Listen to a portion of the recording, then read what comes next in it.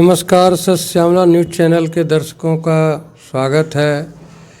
आज हम नवादा जिला के बारसलीगंज प्रखंड में हैं। बारसलीगंज प्रखंड के प्रखंड में जदयू के कार्यालय में जदयू के प्रखंड अध्यक्ष एवं नगर अध्यक्ष से बात करेंगे। पिछले 2000 से लेकर के 2020 तक जो भी चुनाव हुए, इसमें एनडीए घटक दल के तौर पर जदयू काम कर रही थी। आज भी वर्तमान में जदयू एनडीए की घटक है। बहुत सारी बातों पर इन लोगों से चर्चा करेंगे। सर, आप लोगों का हमारे चैनल में स्वागत है। आपका भी बहुत बहुत स्वागत है। और आपके चैनल के माध्यम से पहले मैं इस नव वर्ष के शुभ अवसर पर आपके चैनल को, आपको और आपके चैनल के माध्यम से जितने लोग देख रहे हैं, सारे लोगों को मैं नव वर्ष की हार्दिक बधाई देता हूं एवं स्वागत करता हूं। सर, 2000 से लेकर के अभी तक जो भी चुनाव हुए हैं विधानसभा के, जदयू हमेशा कहती रही है कि हम जंगल राज के खिलाफ़ हैं, जंगल राज के खिलाफ़ हैं। लेकिन यहाँ से वो जो भी टिकट दी या यहाँ से जो बीजेपी ने टिकट दिया एमएलए का, वो दोनों जंगल राज से पैदा हुए अपराधी को ही टिकट दिया गया और समर्थन किया गया। इस पर आप लोग क्या कहेंगे? ये राजनीति जो है परिस्थितियों का खेल होता है और परिस्थिति के हिसाब से नेता अपना सीट निकालने के लिए वैसे लोगों को चुनती है। और जो जंगल राज की बात है, तो हमारे नीतीश कुमार के राज में जब से नीतीश कुमार आए हैं तो कहीं जंगल राज तो दिखता नहीं है। और किसकी हिम्मत है जो कि जंगल राज रखे? नीतीश कुमार के समय में जब से नीतीश कुमार आए हैं कोई जंगल राज नहीं है, सब जगह मंगल ही मंगल है। और परिस्थिति के हिसाब से लोग बदले हैं, या तो अपराधी जिला छोड़ के गए हैं या तो संठ हो गए हैं। आज तो कोई अपराधी नहीं है। अपराधी जो नेता भी हो गए हैं, अपराधी जो नेता हो गए हैं, वो बात आपका सही कहना है।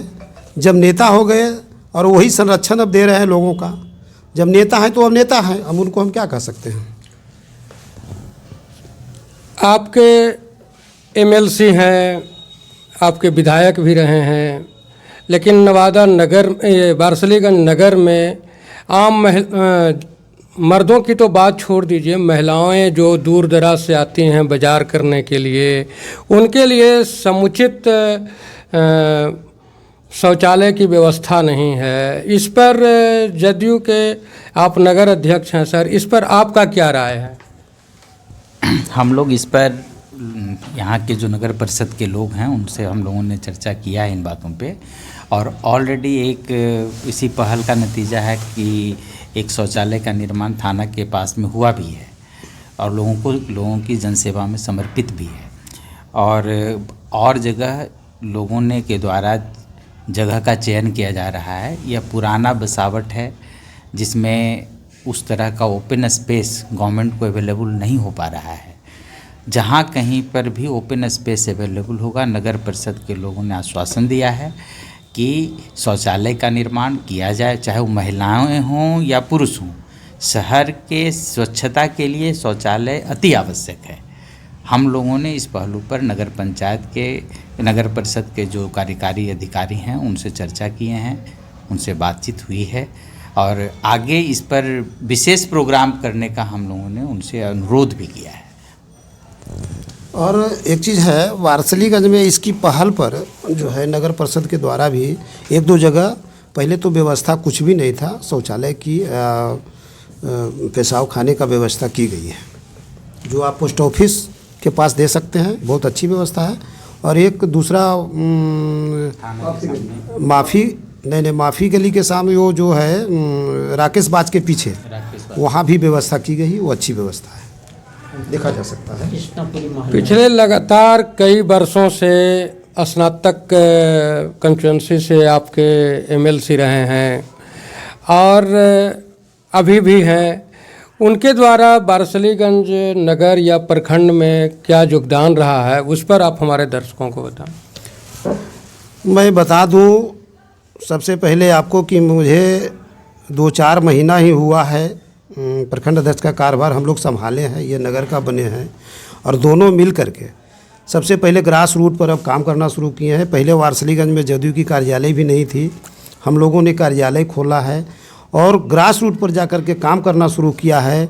माननीय एमएलसी साहब से भी हमारी बात हुई है, हमारे मीडिया प्रभारी भी सन्नी जी भी बात किए हैं कि वारसलीगंज में सर आपका ध्यान नहीं है, और इस पर उन्होंने आश्वासन दिया है कि मैं आपके यहाँ ज़रूर आकर के आपका जो समस्या है मैं आपके समस्या के साथ निदान करूँगा। और आश्वासन दे करके उन्होंने गए हैं कि मैं पुनः आकर के आप लोगों के बीच बैठ करके और मैं तय करूँगा, आप लोग तय करें, जो होगा विकास का काम हम करेंगे। सर, अभी आपने कहा कि कुछ महीने पहले जदयू का यहाँ कार्यालय भी नहीं था। दुर्भाग्य है कि आप यहाँ के जदयू के विधायक रहे हैं, लगातार दो बार रहे, और उसके बाद प्रखंड में एक कार्यालय नहीं बना और एक नहीं तीन विधायक हुए यहाँ से लेकर के नवादा, गोविंदपुर। उसके बाद भी अगर कार्यालय नहीं होता तो जो विधायक या जो विधान पार्षद अपने पार्टी के लिए कार्यालय नहीं खोल सकते, वो जनता के लिए क्या कर सकते हैं? ये तो विधायक ही बता सकते हैं। मैं तो जब से आया हूँ तब से मैं अपनी भरपूर प्रयास कर रहा हूँ लोगों को सुविधा देने का, कार्यकर्ताओं को मान सम्मान देने का, जो हमसे बन पड़ रहा है मैं कर रहा हूँ। मैं उनकी बात नहीं कर सकता कि सरकार क्या कर रही है या जो विधायक थे वो क्यों नहीं बनाए। ऐसी स्थिति है यहाँ की, भाजपा का भी वही स्थिति है, कांग्रेस का वही स्थिति है, राजद की वही स्थिति है। यहाँ तो पूरी पार्टी वही है, तो इसमें मैं अपने पार्टी को ही क्यों दोषी दूँ। तो आज मैं जब से आया हूँ तब से मैं देख रहा हूँ यहाँ लोगों को प्री पार्टी में बदलने का प्रयास कर रहा हूँ, लोगों को जगाने का काम कर रहा हूँ।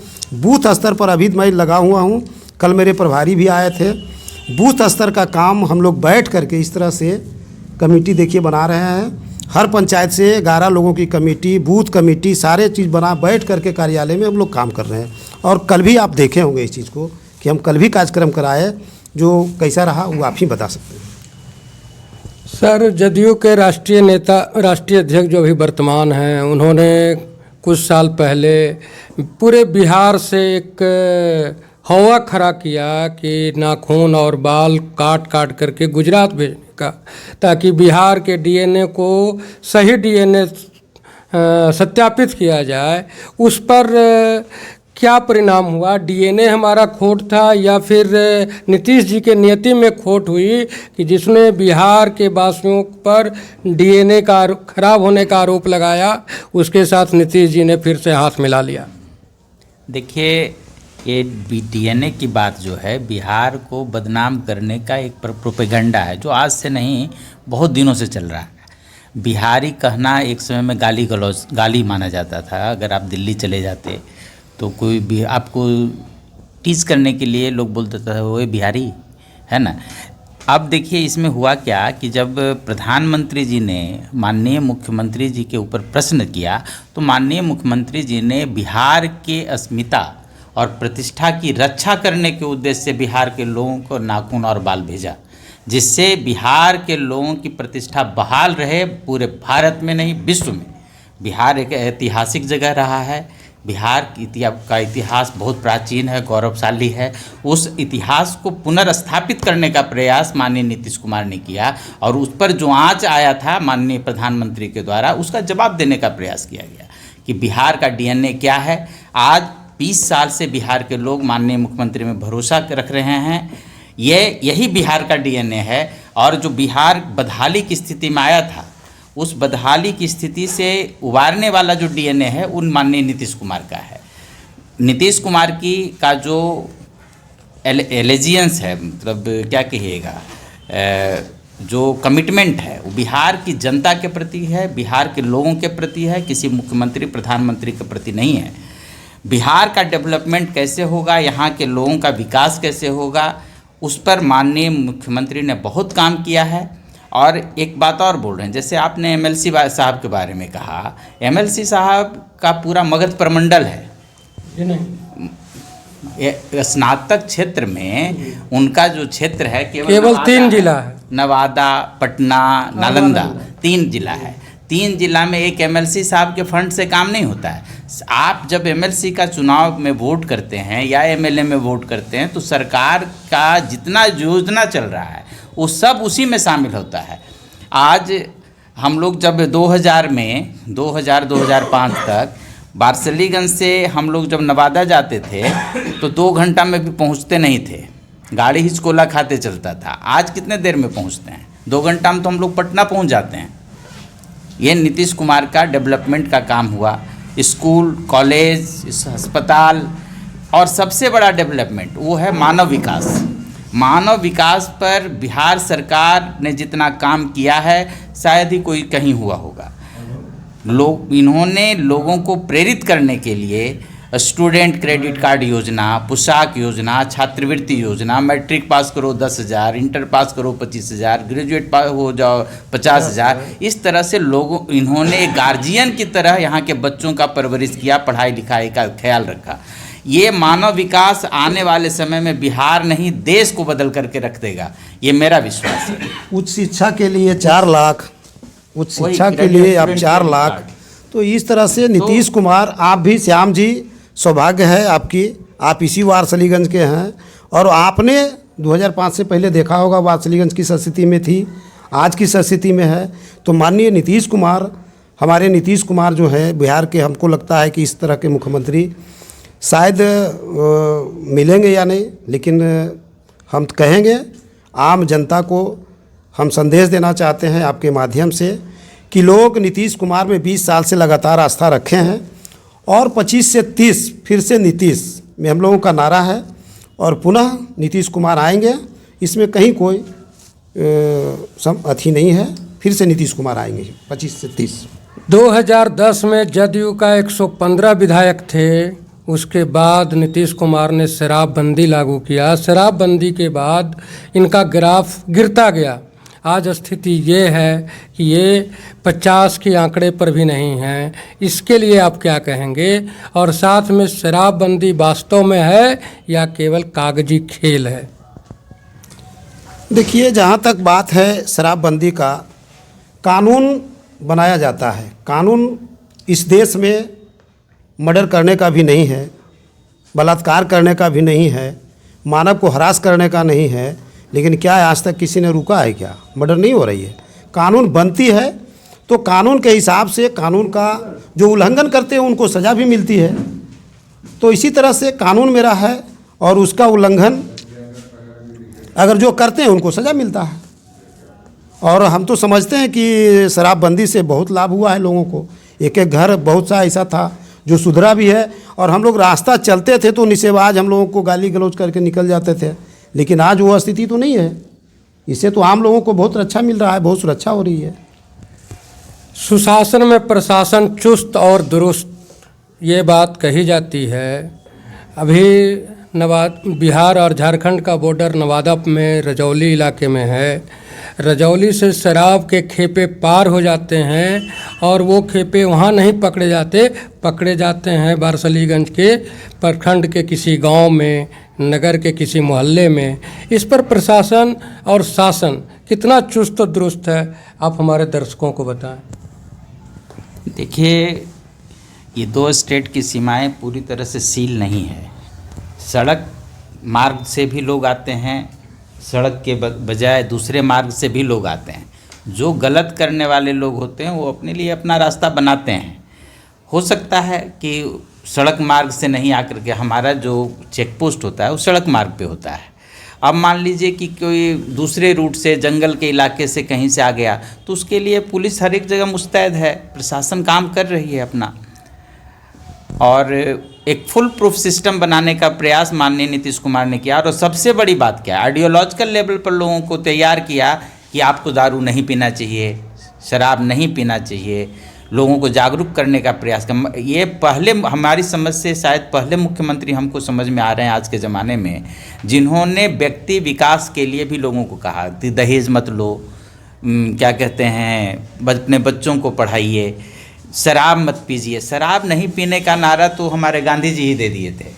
गुजरात में भी शराबबंदी है, वहाँ भी शराब माफियाओं के द्वारा कुछ कहीं न कहीं घटनाएं हो जाती है लेकिन यह एक अच्छा प्रयास है माननीय मुख्यमंत्री का, जिसमें अगर हम लॉ अबाइडिंग सिटीजन हैं तो हमारे लिए एक अच्छा माहौल का निर्माण किया गया है, और जो लॉ तोड़ने वाले लोग हैं उनको सज़ा मिलती है। एक आखिरी सवाल, बंगाल में साइबर लूट होता रहा है, बंगाल इसके लिए बदनाम रही है। अभी वर्तमान में सबसे ज़्यादा अगर साइबर क्राइम कहीं है तो वो नवादा जिला के वारसलीगंज प्रखंड में है, और इसके लिए आए दिन लोग ठगी के शिकार हो रहे हैं। सुनने में यहाँ तक आया कि यहाँ के एसडीओ को भी उसका शिकार होना पड़ा। इस पर आप क्या कहेंगे? साइबर क्राइम जो है ये वर्ल्ड वाइड समस्या है आज के डेट में। ये कहना कि वारसलीगंज में इस तरह की बातें हो रही है, अन्य जगह नहीं हो रही है, ये गलत है। ये अफ्रीका में भी होता है, अमेरिका में भी होता है, इंडिया में भी होता है। उसके लिए बजाबता बिहार सरकार ने एक अलग से सेल खोल रखा है साइबर से क्राइम से निपटने के लिए, और वहाँ पर जो लोग हैं उससे निपटने में लगे हुए हैं। यह एक नई समस्या है जो डिजिटलाइजेशन के कारण पैदा हुई है। उस समस्या को पैक करने में समय लगता है, उसकी टेक्नोलॉजी आधारित समस्या है। टेक्नोलॉजी में और लोगों की अशिक्षा, जो टेक्नोलॉजी के प्रति टेक्नोलॉजी का जितना शिक्षा होना चाहिए नहीं है तो वो लोग फंस जाते हैं। लोग उसका एक मेजर कारण है। कहीं ना कहीं आप सुनते हैं, हमको सुनने में आता है कि लोग ऐड देता है, ऐड आता है, लोभ देता है कि आपको हम स्कॉर्पियो दे देंगे, 2 लाख रुपए हम दे देंगे, फ्री में दे देंगे, और लोग इसी तरह के लोभ में फंसते हैं। लोगों को लोभ कम करना चाहिए तो कम फंसेंगे। इस पर जागरूकता अभियान चलना चाहिए। सरकार प्रशासन इसके लिए अलर्ट भी जारी करती है, मोबाइल पे आपका मैसेज भी आता है। सरकार इस पर बहुत सारा काम कर रही है जिससे कि इसको कंट्रोल किया जा सके।